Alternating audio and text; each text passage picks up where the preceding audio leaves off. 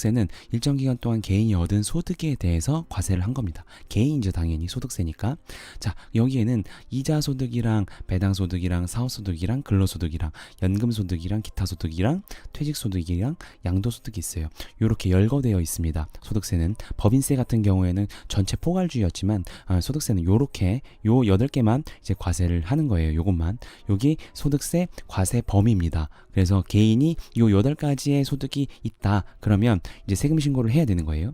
자, 그런데 자, 요 8가지 중에서요. 이제 과세하는 방법이 각각 다릅니다. 먼저 종합 과세라는 게 있고요. 분류 과세라는 게 있고 분리 과세라는 게 있어요. 분류랑 분리는 다른 거죠. 자, 이번 강좌부터는 제가 판서를 좀 쓸 거예요. 자, 두 번째 거는 분류죠. 그리고 세 번째 거는 분리입니다. 글자 하나가 달라요. 그죠? 근데 글자 하나가 다르지만 전혀 다른 과세 방법이에요. 그래서 자, 종합 과세는요.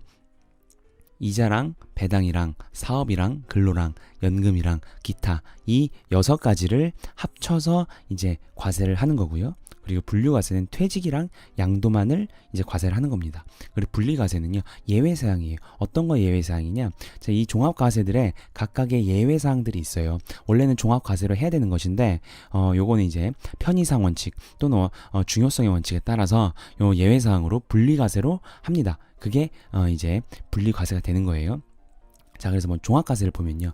각각의 이자, 배당, 사업, 근로, 연금, 기타 이것들을요. 각각 소득금액을 구합니다. 그래서 그걸 합쳐서 종합소득금액이라는 것을 만들어요. 그래서 매년 5월에 종합소득세라는 걸 신고하잖아요. 그죠? 그게 바로 종합소득금액을 가지고 신고를 하는 겁니다. 그래서 하나를 만들어서 이제 신고를 하는 거에 합쳐서. 그리고 이 퇴직이랑 양도는요. 각각 구하는 거예요. 각각 하나하나 구해서 각각 이제 신고를 하는 겁니다. 그죠? 이게 각각이랑 합산이 왜 중요한지는 이제 다음 시간에 세율을 공부하면 알 수가 있어요. 세율이 이제 누진 세율이다 보니까 못 들으셔도 됩니다. 다음 시간에 공부할 거예요. 누진 세율에서 합산이 되면 그 세율 구간이 올라가게 됩니다. 퇴직이랑 양도는 이제 그렇게 합산해서 하는 게 아니고 각각 하는 거예요. 각각. 퇴직은 퇴직, 양도는 양도. 이렇게 각각 하는 것이고, 자, 예외사항은 아까 종합과세 예외사항이라 그랬잖아요. 그쵸? 요거는 이제 원천징수라는 걸 통해서 과세가 종결이 돼요. 즉 원천징수를 하면 과세가 종결되기 때문에 신고를 따로 할 필요가 없는 거예요. 그죠? 요게 분리과세입니다. 그죠? 원천징수로 끝나는 거예요. 자, 그래서 이 소득세가 요렇게 종합과세랑 분류과세랑 분리과세로 과세가 된다는 거예요. 3가지 방법으로 각각의 소득이 어떤 거냐에 따라서. 그쵸? 근데 저희가 이제 이 종합과세를 이제 더 깊게 보려고 하는 겁니다. 이번 양도세법 소득세 편에서는요, 제가 뭐 길게 가더라도 퇴직소득이나 양도소득까지 맛보기로 다 올려드릴 거예요. 기본 사항에 대해서는. 근데 일단 종합과세부터 올려드리는 겁니다. 제일 많이 하시는 이 종합과세 사업소득 이것도 들어가 있죠. 그죠? 많이 사업소득 보시는 분들이 이 강의 들으실 것 같은데, 자, 이 종합소득 금액은요, 이런 계산 방법으로 이제 과세가 되는 거예요. 이 계산 구조입니다. 요걸 다 이제 아시면 이제 다 세금 신고 혼자 하실 수 있는 거예요. 그쵸? 그럼 요 계산 산식을 보면요. 종합소득 금액 지금 봤잖아요. 그쵸? 복습을 하면 이자, 배당, 사업, 근로, 연금, 기타였죠. 그죠? 2배사 근역이라고 합니다. 보통 2배사 근역이 앞글자를 따서요. 그죠? 종합소득 공제를 빼줘요. 자, 소득 공제라는 거는 빼주는 거예요. 자, 그런데 요것도 복잡합니다. 요렇게 많아요. 종합소득 공제도. 그래서 요거는 이제 뭐 깊게 들어가진 않을 것 같아요. 이 강좌에서는. 근데 이제 뭐 제가 이미 올려놓은 것들은 이제 깊게까지 들어간 것도 있어요. 그래서 정말 깊게 공부하고 싶으신 분들은 그걸 참고하시면 될 것 같고, 어쨌든 거기서 종합소득 공제를 빼면 이제 과세 표준이 돼요. 거기서 이제 세율을 곱합니다. 근데 이제 7단계 이게 누진 세율이에요. 요것도 질문을 많이 하셔서 다음 강좌에서 요것만 또 다룰 겁니다. 그리고 이제 산출세기로 하고요. 거기서 이제 세액 감면이라는 공제가 있어요. 공제도 많습니다. 그래서 세액 공제랑 감면을 빼면 이제 결정세액이 나옵니다. 근데 만약에 이제 더해야 될 가산세가 있어요. 가산세는 이제 징벌적 개념이거든요. 그게 만약 있으면 그걸 더한 게 이제 총 결정세액이라고 합니다. 그래서 기납부세액이랑 비교를 해서요. 요 2개를 비교해서 자진납부세액이 되거나 환급액이 되는 거예요. 자, 근데 요거가 정산의 개념입니다. 저희 근로소득 있으신 분들 이미 2020년 2월에 연말정산 하셨죠? 연말정산 하신 분들인데 지금 또 이걸 들으시는 분들도 있어요. 연말정산은 근로소득만 있는 분들만 미리 정산을 해서 끝을 내는 겁니다. 그래서 근로소득만 있는 사람들은 5월에 종합소득세 신고를 할 필요가 없어요. 왜냐면 2월에 이미 연말정산을 통해서 근로소득이 정산이 됐어요. 오직 근로소득만 있는 사람만. 그죠? 이런 사람들은 이미 끝났습니다. 그래서 5월에 종합소득세 신고를 할 필요가 없습니다. 그런데 이제 근로소득만 있는 것이 아니라 다른 소득들이 다 함께 있으면 다시 5월에 신고를 하셔야 돼요. 어찌 됐든 연말 정산이라는 것도 정산이에요. 정산. 그죠? 연말에 가서 정산을 하겠다는 거예요.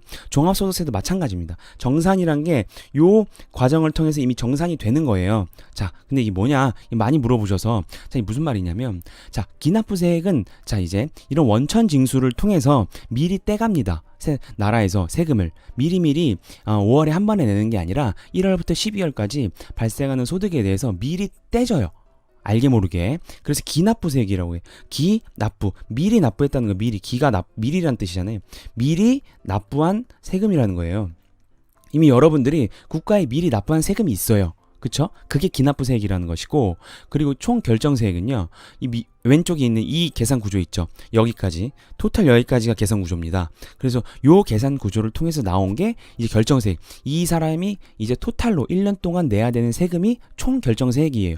그게. 그래서 비교를 해서 만약에 총 결정세액이 기납부세액보다 크다. 그러면 이제 자진납부세액으로 이제 5월에 내야 되는 세금이 발생을 하는 겁니다.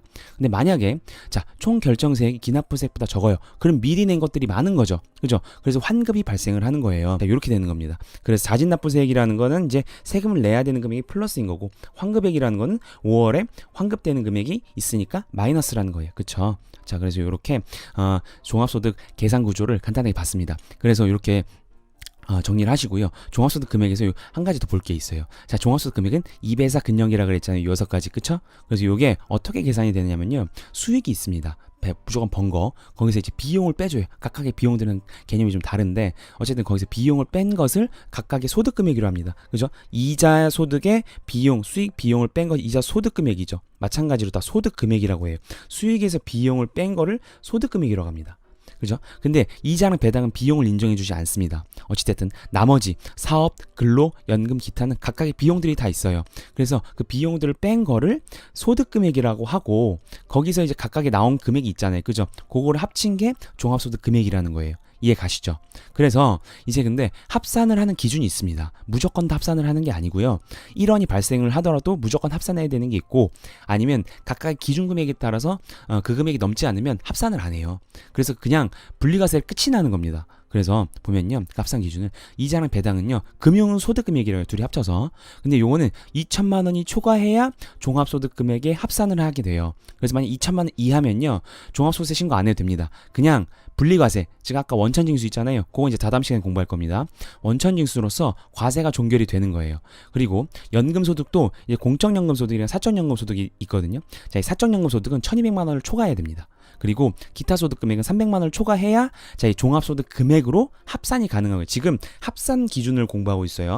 자, 그런데 알려드리지 않은 지금 사업소득 금액이랑 근로소득 금액이랑 공적연금소득 있죠. 요 세 개는요, 0원 초과입니다. 이거 0원 초과예요. 초과.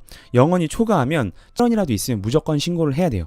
그죠? 요건 이제 합산 기준이 다르기 때문에 각각의 소득 금액에 따라서 무조건 합산하는 게 아니고요. 그럼 만약에 이제 금융소득 금액이 2천만 원 이하다, 그럼 이제 분리과세로 종결이 되고요. 사적연금소득이 1,200만 원 이하이거나 기타 소득 금액이 300만 원 이하면요. 자, 요거는 이제 좀 어려운 거예요. 종합과세는 분리과세를 납세자가 선택할 수 있습니다. 유리한 걸로. 유리한 방법으로 선택을 할 수 있어요. 요거 가지고도 절세할 수 있거든요. 근데 모르시기 때문에 그냥 바로 하시는데, 요거는 제가 다른 강의에서 이미 올려드린 게 있습니다. 어쨌든 그걸 참고하시면 좋은데, 그건 어쨌든 납세자가 판단하기가 쉽진 않습니다. 좀 어려운 개념이라. 어찌됐든 기타 소득 금액이랑 자, 사적 연금 소득은 이 금액 이하다. 그러면 이 종합과세랑 분리과세를 선택 가능하게 만들어 놨다는 거예요.